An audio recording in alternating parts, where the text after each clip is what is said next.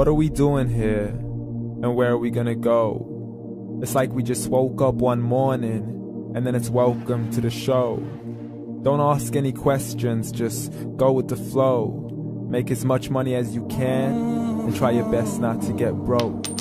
Copy everything you see on the TV, from the hairstyles to the clothes, and don't think too often, just do exactly as you're told. And if you ever get confused, then just turn towards the alcohol. You still hear your thoughts? Then just turn up the radio as you learn to live a lifestyle of drugs, sex, and rock and roll. But in all honesty, I just need to know, is there more to the cycle than growing and getting old? Living and dying just to leave behind a happy home and a whole lot of property that somebody else is going to own. I just really need to know before the casket's closed, 'cause I'm not willing to gamble with my soul, nor am I ready to take any chances. These are just simple life questions and I'm just searching for some answers. Like, what are we doing here? And what is our purpose? How did we get here, and who made us so perfect? And what happens once we go, or is this world all really worth it? Questions we don't answer because apparently we don't really have to. There's no purpose to this life and our existence is merely natural. Then in that case, please let me ask you, did you create yourself, or was it somebody else who had fashioned you? 'Cause you're a being that's impeccable, faultless and unparalleled. You're a product of supreme intelligence and I'm merely being rational. For there isn't a camera on this earth that can come close to the human eye, nor a computer that can compete alongside the human mind. And if the whole world was to come together, we wouldn't be able to create a single fly. So many signs, yet we still deny. As science tries to justify that all this could come from none, when it's a simple sum. 0 plus 0 plus 0 cannot possibly ever give you 1. So from where did all this order come? For everything has its origins, a maker, a creator of its own. I mean, the only reason you're watching this video is because somebody had to press upload. So we can believe in the Big Bang, but I'd rather believe in He who caused it to explode. Allah, the creator of everything along with every single soul. The ever-living, the master, the only one who is in control. Unlike his creation, beyond our imagination. And no, he's not a man, nor does he have any partners in association. He's on his own.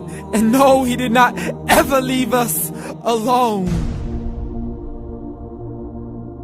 Just like every manufacturer, he left us with an instruction manual. The Quran and Islam, and I'm sorry to jump to conclusions, but it's the only one possible. The only definition of God is the one and only supreme being. It's logical, a book with 0 contradictions, with miracles that are both scientific and historical, all revealed over 1400 years ago. Like the detailed description of the human embryo. The descriptions of the human embryo in the Quran cannot be based on scientific knowledge in the 7th century. To the mountains as pegs holding firm the earth below, and the 2 seas that don't mix in a complete separate flow. To the planets in orbit, alternating night and day as they stay in flow. The expansion of the universe and the creation of everything from H2O. To the stories of the past and the preservation of Pharaoh. To identifying the lowest point in the land where Persia defeated Rome. The gushing fluid that created man in the glands between the ribs and the backbone. And not a word has changed, it's still the same. So please explain how all this was known over 1400 years ago. To a man who couldn't read or write, as he would recite whatever the angels spoke. And if you still don't believe, please try to come up with something that's even close.